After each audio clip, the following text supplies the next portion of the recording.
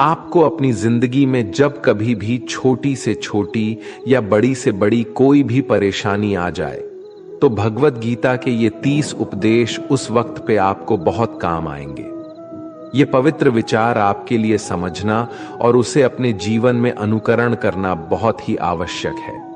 और ये 30 उपदेश 30वें से शुरू होकर पहले उपदेश पे समाप्त होगी। इसलिए वीडियो को आखिर तक पूरा ध्यान से सुने ताकि आपके भी जीवन में कल्याण हो सके। गीता का 30वां उपदेश है अश्वमेव भुक्तव्यम कृतम कर्म शुभाशुभम। इसका मतलब है कि आपने कोई भी कर्म किया हो उसका फल आपको जरूर भोगना पड़ेगा। अगर आपने अच्छे कर्म किए हैं तो वो जाने अनजाने में किसी मुश्किल वक्त पे आपको वो अच्छे कर्म उस मुश्किल वक्त से बचा ही लेंगे। अगर आपने गलत कर्म किए हैं, पाप किया है, तो उसकी सजा भी आपको जरूर मिलेगी। तो इंसान कितना ही छुप कर कर्म करे, चाहे वो कितना ही चालाकी से कर्म करे, लेकिन कहते हैं ना, उस परमात्मा के ईश्वर के चारों तरफ कैमरे लगे हुए हैं। हमारे एक एक कर्म पर वो प्रकृति, वो परमात्मा अपनी दृष्टि बनाए रखते हैं। हमारे एक एक कदम का हिसाब होता है। इसे हम एक कहानी से समझाते हैं। एक गांव में 2 मित्र रहते थे। उन दोनों ने विचार किया, इस गांव में हम धन नहीं कमा पा रहे हैं। वो दोनों धन कमाने के लिए शहर चले गए। कुछ वर्ष वहां रहकर उन्होंने काफी धन कमाया। फिर सोचा कि अब हम अपने घर वापस चलते हैं, और हमने अच्छा खासा धन कमा लिया है। उस समय पे यातायात की इतनी सुविधाएं नहीं होती थीं। वो अपने बैलों पर ही यात्रा कर रहे थे। चलते चलते मार्ग में रात हो गए तो उन्होंने विचार किया कि आज रात हम यहीं विश्राम करते हैं। एक मित्र ने कहा कि मैं यहां पर रहकर धन की रक्षा करता हूं, तुम बाजार जाकर भोजन की व्यवस्था कर लो। जब वो मित्र बाजार गया तो उसके मन में पाप आ गया। उसने सोचा कि इतना पैसा हमने कमा लिया है, अगर मैं इसको यही जंगल में मार दूं तो सारा पैसा मेरा हो जाएगा, नहीं तो मुझे इसका आधा धन इसको देना पड़ेगा। मन में ये खोट आने पर उसने अपने मित्र के खाने में जहर मिला दिया, और जब वो खाना लेकर के अपने मित्र के पास गया, उसका मित्र वो जहर वाला खाना खाकर वहीं पर उसकी मृत्यु हो गई। वो व्यक्ति सारा धन लेकर के अपने घर वापस आ गया। फिर उसके घर में पुत्र ने जन्म लिया। जब उसका बेटा पैदा हुआ तो वो बहुत ही बीमार रहता था। उसने अपने जीवन में जो कुछ भी धन कमाया था उसका वो सारा धन अपने बेटे के इलाज में ही खत्म हो गया। बेटा बड़ा होता गया और इसका धन नष्ट होता गया। जब उसका बेटा थोड़ा और बड़ा हो गया तो उसके पिता ने पूछा कि बेटा, तू इतना बीमार क्यों रहता है? तू ठीक क्यों नहीं होता? मैंने अपनी जिंदगी का सब कुछ तुझ पर लगा दिया है, फिर भी तेरी तबीयत ठीक नहीं रहती। तो उसके बेटे ने बोला, कौन सा बेटा और कौन सा पिता? मैं तो तेरा वही मित्र हूं जिसको तूने जंगल में जहर देकर मार दिया था।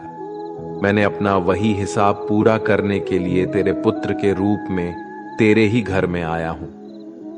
अब मेरा तेरा हिसाब बराबर। अब मेरा जीवन यहीं समाप्त होता है।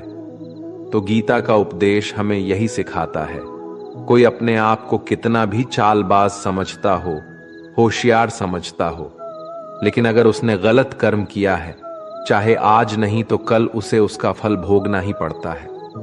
कोई भी व्यक्ति अपने किए हुए कर्म से बिना उसको भोगे कभी छूट नहीं सकता। गीता का 29वां उपदेश है कि आपके सारे दुखों का कारण किसी को अपना मानना है। आप कभी गौर करना, आपकी जिंदगी के सारे दुख, सारी तकलीफें, सारी चिंताएं वहीं से आते हैं जहां आपका अपमान होता है कि ये मेरा है, ये मेरा अपना है। यहीं से आपकी जिंदगी में दुख का आना शुरू हो जाता है। इसे एक छोटी सी कहानी से समझते हैं। एक व्यक्ति के पास एक बहुत बड़ा महल था। उसने जिंदगी भर की सारी संपत्ति लगाकर उस महल को बनाया था।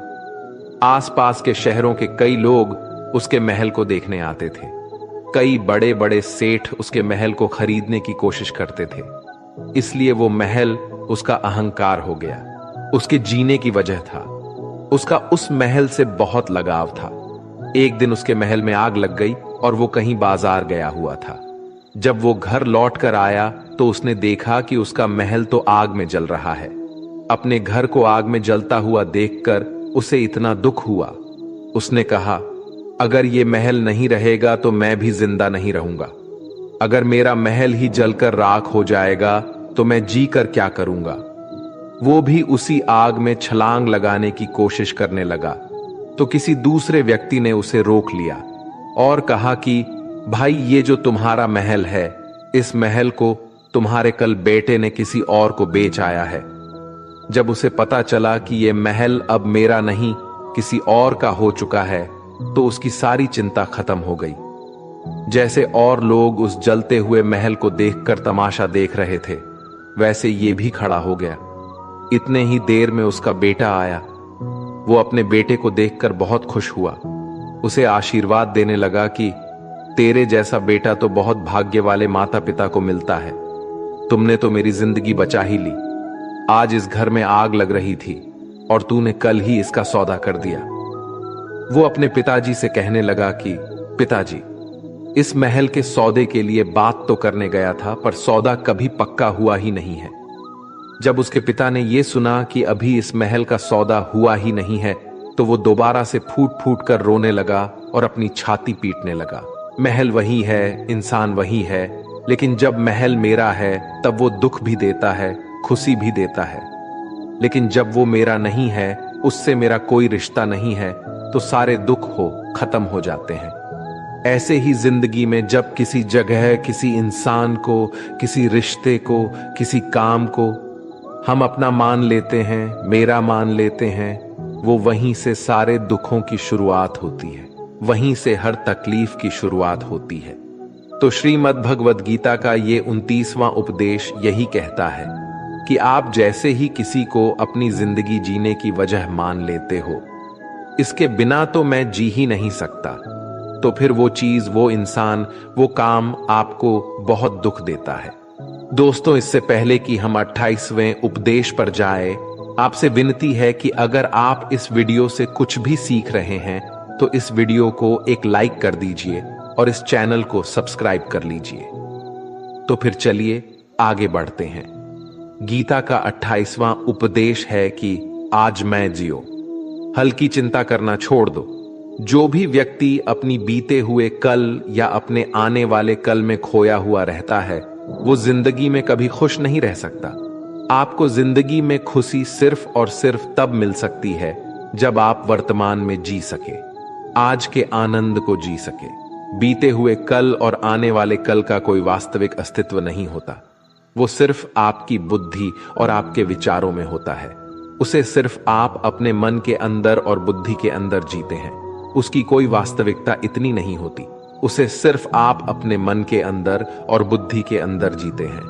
लेकिन जिससे आप वास्तविकता में जीते हैं, वो आपका आज होता है, वो आपका चल रहा पल होता है। अगर आप अपने मन और बुद्धि को अपने भूतकाल और भविष्य काल में अटका कर रखेंगे तो याद रखना, आप कभी खुश नहीं रह पाएंगे। और अगर जिंदगी में खुश रहना चाहते हैं तो आज में और इसी पल में जीना सीखें। गीता का 27वां उपदेश है कि जो आपके साथ अधर्म करे, पाप करे, गलत करे, उसे दंड जरूर देना चाहिए। अगर आप उसे सहते हैं तो वो आपके साथ और गलत करता रहेगा। अगर आप उसे सहते हैं तो उसके पाप में आप भी भागीदार हो जाएंगे। अर्जुन श्री कृष्ण से कहने लगे कि जिनसे मैं युद्ध करने जा रहा हूं, ये सब मेरे भाई हैं, मेरे गुरुजन हैं। मैं इनके सामने कैसे हथियार उठाऊं, इनको कैसे मारूं?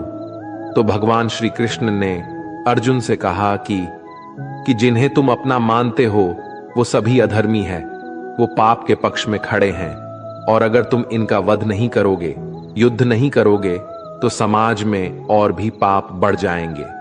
क्योंकि जब कोई ऐसे पापियों को नहीं रोकता है तो ये और भी ज्यादा पाप करते हैं। ऐसे ही जब आपके साथ कोई गलत करता है, आपको चोट पहुंचाता है, दुख पहुंचाता है, और वही आप चुपचाप रहते हो, तो उससे सामने वाले का मनोबल बढ़ जाता है। वो आपको कमजोर समझने लगता है और आपके साथ गलत करने का वो अपना हक समझने लगता है। लेकिन जब आप उसके गलत व्यवहार को, उसके अधर्म को रोक लेते हैं, उसका विरोध करते हैं, तब वो अपनी सीमा में रहना सीख जाता है। और यही कलयुग है। अगर इस जमाने में आपको खुश रहना है तो आपको अपनी रक्षा खुद ही करनी होगी। कोई आपके साथ गलत करे तो उसको कभी नहीं सहना रहना चाहिए, बल्कि उसका सामना करना चाहिए।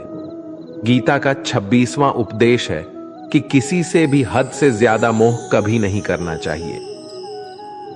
जिससे भी आप सबसे ज्यादा मोह लगाओगे, देखना वो आपको अवश्य रुलाएगा। मोह की वजह से ही आप किसी के पीछे मरते रहते हैं। मोह की वजह से ही आपको कई बार अपमान भी सहना पड़ता है, और कई लोगों को मोह की वजह से ही अपना अपमान दिखता भी नहीं है कि सामने वाला मेरी इज्जत तक नहीं कर रहा और मैं इसके पीछे मरा जा रहा हूं। वो आपकी आंखों पे ऐसी पट्टी लगा देता है कि आपको सच और झूठ दिखाई ही नहीं देता। आपको किसी इंसान का चेहरा दिखाई नहीं देता।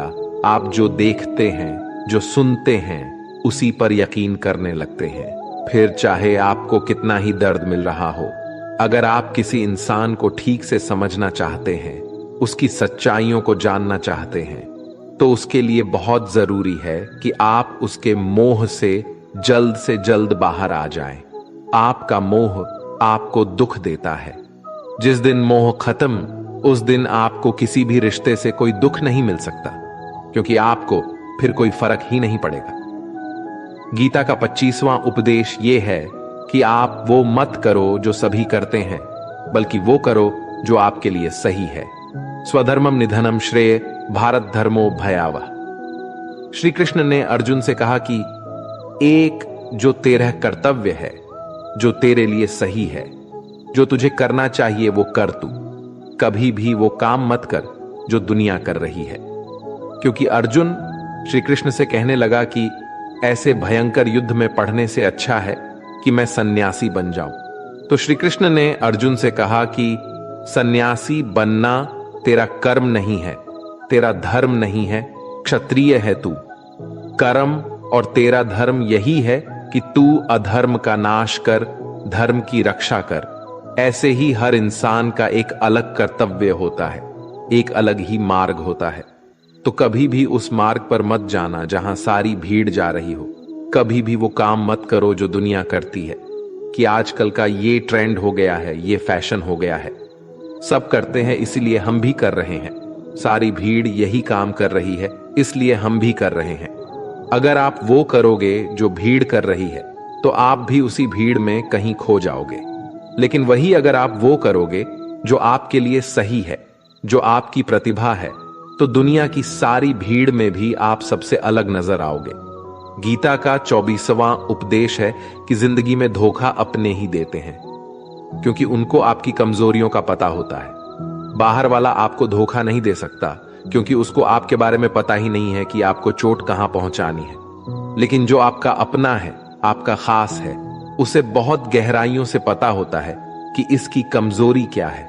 ऐसा क्या करें जिससे इसको दर्द पहुंचाया जा सके, जिससे इसको हम नीचा दिखा सकते हैं, इसको चोट पहुंचा सकते हैं। ये कलयुग है, इसमें बाहर वालों से नहीं, जो हमारे अपने हैं ना, उनसे ही सावधान रहना होता है। महाभारत का युद्ध दो अलग अलग राज्यों में नहीं हुआ था, बल्कि एक ही परिवार के भाइयों में हुआ था। सभी आपस में एक ही वंश के लोग थे। कितनी बार दुर्योधन ने जहर देकर भीम को मारना चाहा। न जाने कितनी बार दुर्योधन ने पांडवों को जान से मारने की कोशिश की। वो उसका कोई पराया नहीं था, बल्कि उसका भाई था। सारी लड़ाइयां घर के अंदर ही होती हैं, बाहर कौन लड़ेगा? हमसे घर में ही सारे झगड़े होते हैं। तो आपको चोट सिर्फ वही लोग पहुंचा सकते हैं जो आपके अपने हैं। आपको धोखा सिर्फ वही लोग दे सकते हैं जो आपके अपने हैं। गीता का 23वां उपदेश है, जो इंसान अपनी रक्षा खुद नहीं कर सकता, उसकी रक्षा भगवान भी नहीं कर सकते। श्री कृष्ण अर्जुन से कहते हैं कि तस्मात् सर्वेषु कालेषु माम नुस्मर युध्य च, यानी कि हे अर्जुन, तू हर काल में मेरा स्मरण करते रहना और युद्ध भी करते रहना। तो अर्जुन ने श्री कृष्ण से पूछा कि ये युद्ध तो कुछ ही दिनों में समाप्त हो जाएगा, लेकिन आप कह रहे हैं कि तू हमेशा मेरा स्मरण करते रहना और युद्ध करते रहना। हमेशा युद्ध करने का क्या मतलब है? तो श्री कृष्ण ने अर्जुन से कहा कि ये जिंदगी ही रणभूमि है। इस जीवन में सुख दुख आते ही रहेंगे और तुझे उनका डट के मुकाबला करना है। श्री कृष्ण ने यह नहीं कहा कि तू चुप करके बैठ जाना और मैं लड़ाई करूंगा। बहुत गहराई है गीता के ज्ञान में। हमारे जीवन की डोर भी संभाल के ईश्वर बैठे हुए हैं, लेकिन युद्ध हमें ही करना है। ईश्वर को याद करना है कि हे ईश्वर, मुझे शक्ति देना, मुझे समझ देना, मुझे बुद्धि देना, ताकि मैं अपनी जिंदगी की सारी लड़ाइयां जीत सकूं, मैं जिंदगी में सही मार्ग पर चल सकूं।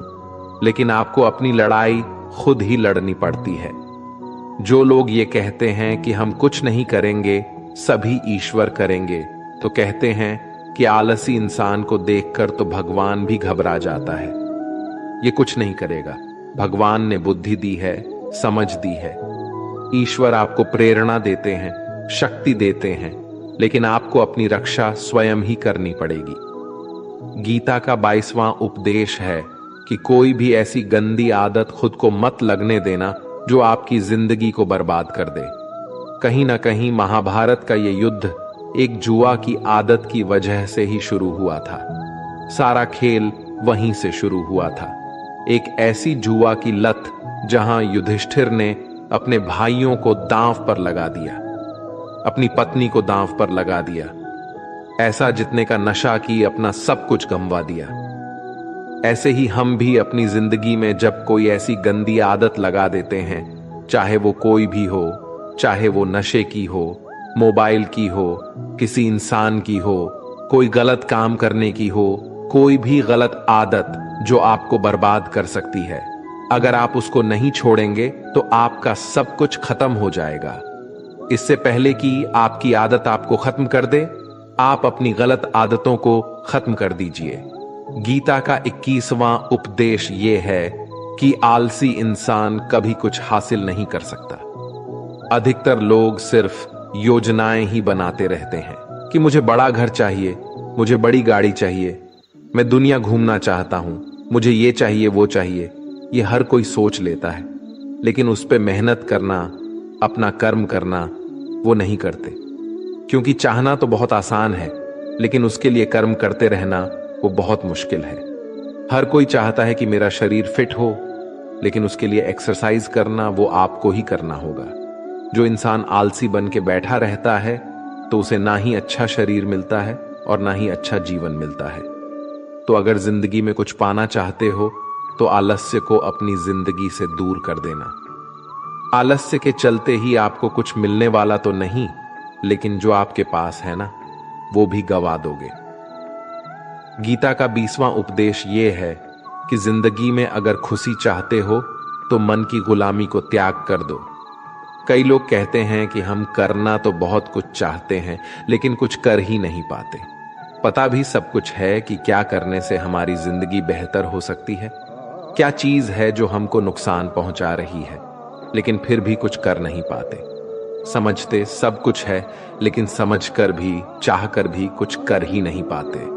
वो इसलिए होता है क्योंकि आप अपने मन के गुलाम बन चुके हो। लोग तो अपनी जीभ का भी स्वाद तक नहीं छोड़ पाते। फिर कहते हैं कि हम पतले नहीं हो पाते, फिट नहीं हो पाते, सक्सेस नहीं मिल रही है, क्योंकि जो आपको करना चाहिए आप वो करते ही नहीं हैं। आपका मन सब कुछ समझकर भी आपको वो करने ही नहीं देता। इसलिए जिंदगी में अगर आगे बढ़ना है तो अपने मन के अनुसार चलना छोड़ दो। जो आपके लिए सही है वो ही आपको करना चाहिए। गीता का 19वां उपदेश यह है कि जो आपका है वो आपको मिल के ही रहेगा, और जो नहीं मिला है उसके लिए रोना छोड़ दो। आप जिसके लिए जितना रोगे वो चीज आपसे उतना ही दूर चली जाएगी, और जो चीज आपकी सच में है वो कहीं ना कहीं से आपके पास जरूर पहुंच जाएगी। इसलिए जो आपको जिंदगी में हासिल नहीं हो रहा है, हासिल नहीं हुआ है, उसका पछतावा करना, उसके लिए रोना आपको बिल्कुल बंद कर देना चाहिए। गीता का 18 उपदेश ये है, आप संसार में जितना प्रेम लगाओगे उतना ही जीवन में दुख और पीड़ा का अनुभव करोगे। गीता का 17वां उपदेश यह है कि जिस इंसान को बात बात पर क्रोध आता है, सुख और शांति उसके जीवन में कभी नहीं आ सकते।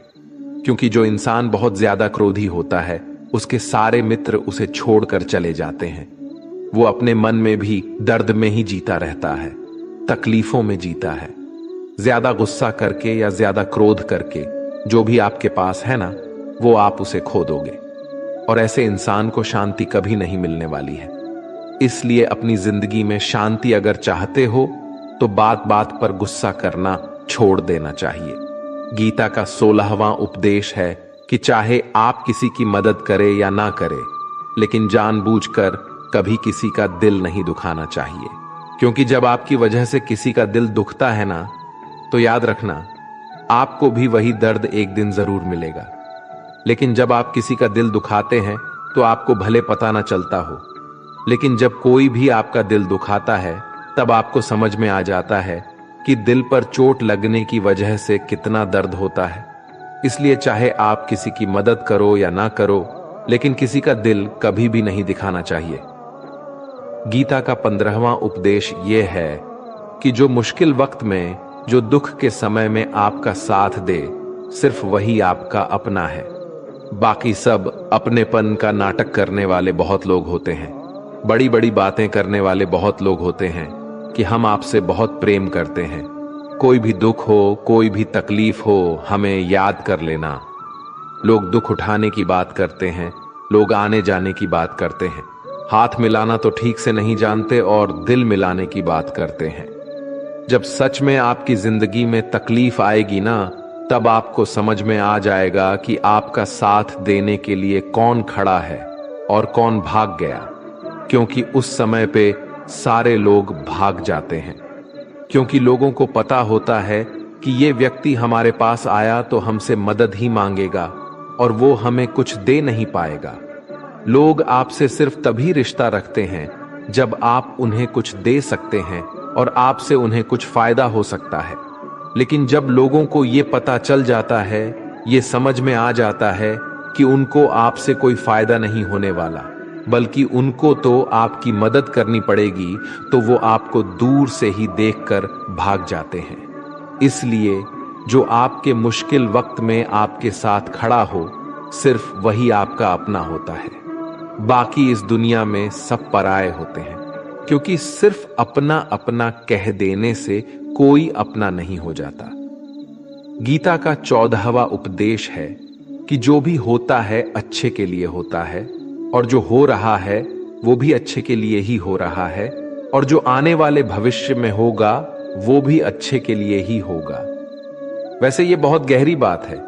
कुछ चीजें जिंदगी में ऐसी होती है जो हमें लगता है कि मेरे साथ ही ऐसा क्यों हुआ, मेरे साथ ही होना था ये सब।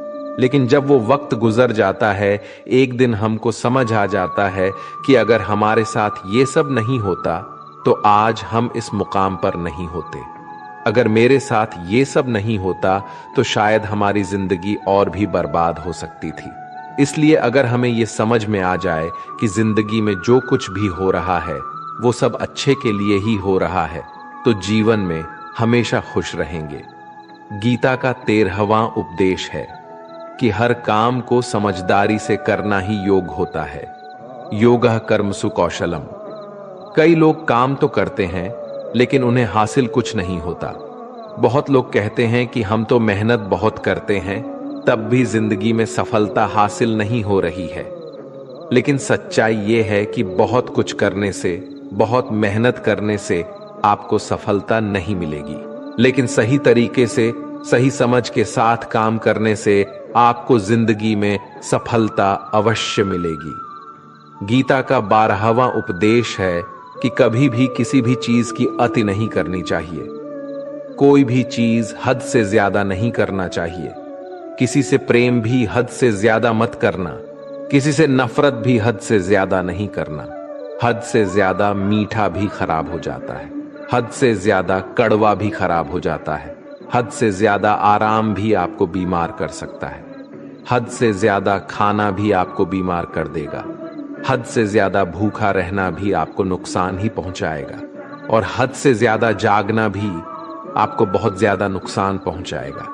इसलिए जीवन को संतुलन के साथ जीना चाहिए। जैसे ही आप संतुलन को खो देते हैं, वैसे ही आपके जीवन में कोई ना कोई छोटी या बड़ी दुर्घटना हो जाती है। गीता का 11वां उपदेश है कि जिसे आप सबसे ज्यादा महत्व दोगे, वो आपको कभी महत्व नहीं देंगे। आपने कभी गौर किया है कि आपका अपमान कौन लोग करते हैं कि आप जिसे सबसे ज्यादा, हद से ज्यादा महत्व देते हैं? दूसरों की इज्जत करना अच्छी बात है, पर दूसरों की अगर बहुत ज्यादा इज्जत करेंगे, उनकी नजर में आपकी इज्जत खत्म हो जाती है।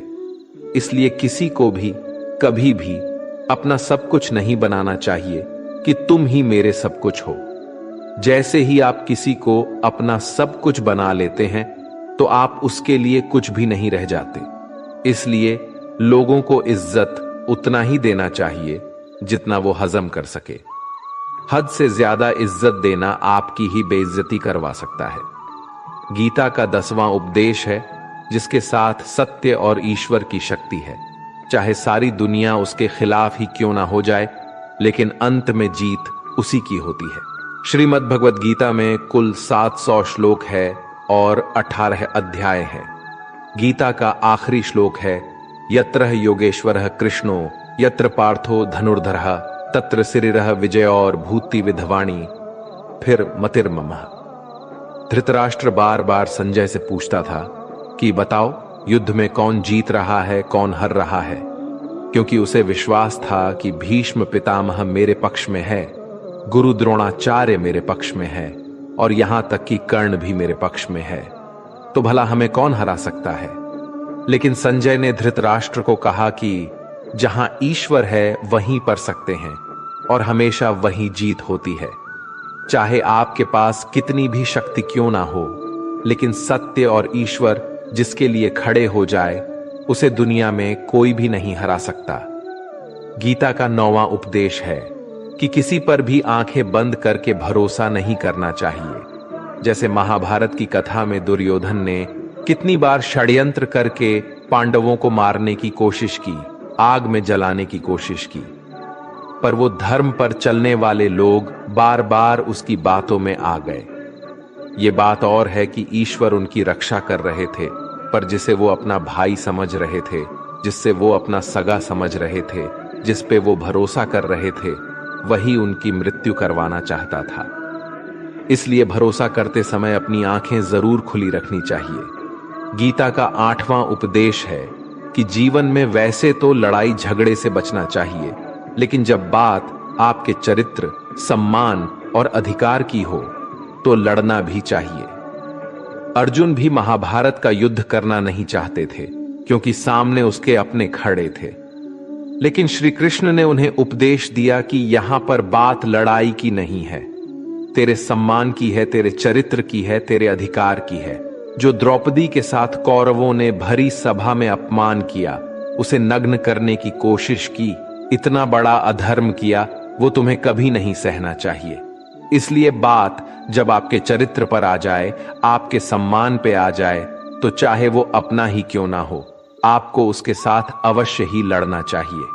गीता का 7वां उपदेश है कि चाहे कितना भी बुरा वक्त आ जाए, लेकिन जो इंसान जिंदगी में कभी हिम्मत नहीं हारता, वो सब कुछ हासिल कर सकता है। जब पांडव लोग जुए में सब कुछ हार गए, उनको 12 साल के लिए वनवास मिला और 1 साल के लिए अज्ञातवास। वो भिक्षा मांग के अपनी जिंदगी को पालते थे, भयानक जानवरों के बीच जंगलों में भटकते रहते थे। लेकिन इतना मुश्किल वक्त झेलने के बाद भी आखिर में विजय उन्हीं की हुई, क्योंकि उन्होंने अपने अंदर कभी हिम्मत नहीं खोई। ऐसे ही आपकी जिंदगी में कितना ही मुश्किल वक्त क्यों ना आ जाए, लेकिन आपके अंदर अगर हिम्मत है तो जीत आपकी अवश्य होगी। गीता का 6ठा उपदेश है कि जो किसी और का है, उस पर कभी अधिकार अपना नहीं जमाना चाहिए, कभी कब्जा नहीं करना चाहिए।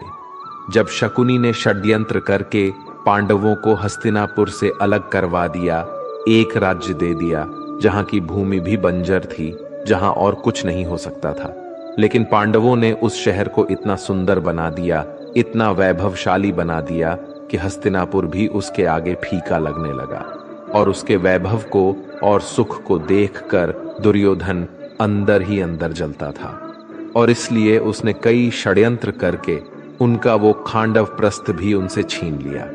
जो चीज उनकी नहीं थी उस पर भी कब्जा किया। तो उसका आखिर में परिणाम यही हुआ कि जो चीज उनके पास थी वो भी उसके पास नहीं रही, उसे गंवाना पड़ गया। इसीलिए जो आपका नहीं है कभी उस पर अधिकार नहीं जमाना चाहिए। गीता का 5वां उपदेश है कि वो इंसान जिंदगी में सफल माना जाएगा जो अंदर से हमेशा खुश रहता है। बाहर से तो सभी खुश दिखाई देते हैं, लेकिन अंदर से इंसान अशांति से भरा रहता है। बहुत पैसा कमा लिया, कामयाबी हासिल कर ली, लेकिन वो कामयाबी असली नहीं। असली कामयाबी तब मानी जाएगी जब आपका मन खुश रहता हो। गीता का 4था उद्देश्य यह है कि आप जैसा अन्न खाओगे वैसा ही आपका मन और आपकी बुद्धि होगी। अब वैसा ही कर्म करोगे और वैसा ही आचरण करोगे। सात्विक अन्न खाओगे तो आपका मन भी सात्विक होगा, सात्विक व्यवहार भी करोगे, सोच भी आपकी अच्छी होगी। श्री कृष्ण ने भागवत गीता में सात्विक, राजसी और तामसी इन तीनों आहारों का विस्तार से वर्णन किया है कि क्या खाना चाहिए, क्या नहीं खाना चाहिए। पर इसका निचोड़ यही है कि जो मनुष्य सात्विकता से भोजन करता है उसे जीवन में सुख और शांति अवश्य मिलते हैं। गीता का 3रा उपदेश है कि बुरा इंसान कभी अपनी बुराई नहीं छोड़ेगा। चाहे आप उसके साथ कितना भी अच्छा चलो, वो आपको तकलीफें अवश्य ही देगा। इसलिए जो जैसा है आप उसके साथ वैसा ही व्यवहार करें। बुरे इंसान के साथ आप कितना भी अच्छा बन जाओ, वो कभी अच्छा नहीं बनने वाला। दुर्योधन जंगल में पांडवों को मारने के लिए गया था, लेकिन वहां पर भी लोगों ने दुर्योधन को पकड़ लिया। उसका मित्र कर्ण भी उसे छोड़कर भाग गया। वो भील दुर्योधन को मार देना चाहते थे, लेकिन युधिष्ठिर अपने भाई की रक्षा करने के लिए वहां पहुंच गया और उसके जीवन की रक्षा की। लेकिन उसके बाद क्या हुआ? वो हमेशा पांडवों को नुकसान ही करता रहा। इसलिए अगर कोई इंसान बुरा है, उसके साथ आप ज्यादा अच्छा बनने की कोशिश ना करो। जो जैसा है उसके साथ वैसा ही व्यवहार करो। गीता का 2रा उपदेश है कि मृत्यु से डरना व्यर्थ है। हर व्यक्ति के मन में मृत्यु का भय होता है। इस संसार का जब से निर्माण हुआ है तब से जन्म मृत्यु का चक्र चला आ रहा है। यह प्रकृति का नियम है। इस सत्य को स्वीकार करके भय मुक्त होकर आज में जीना चाहिए। किसी को भी आने वाले पल के बारे में कुछ नहीं पता होता, लेकिन इस संशय में भयभीत रहने से जीवन नहीं दिया जा सकता। गीता का पहला उपदेश है कि जो इंसान अपने कर्मों को समय पर खत्म नहीं करता, समय की कद्र नहीं करता, उसकी जिंदगी का सारा समय व्यर्थ ही समाप्त हो जाता है, क्योंकि समय ही आपका जीवन है। अगर आप अपने समय को व्यर्थ में नष्ट करते रहेंगे और उसे गवाह देंगे तो आपको जीवन में कुछ भी हासिल नहीं होगा। अगर कुछ जिंदगी में पाना चाहते हैं तो समय की कदर अवश्य करना सीखो। जो भी व्यक्ति गीता के इन 30 उपदेशों को रोज सुनेगा, समझेगा, तो जिंदगी की कितनी भी मुश्किल से मुश्किल घड़ी क्यों ना आ जाए, उसे ऐसे मुश्किल वक्त में भी रास्ता अवश्य मिलेगा।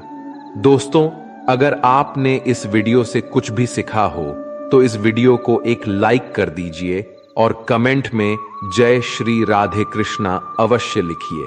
और इस चैनल पर नए हैं तो चैनल को सब्सक्राइब करके नोटिफिकेशन बेल आइकॉन को ऑल पर सेलेक्ट कर लीजिए। धन्यवाद। जय श्री कृष्णा।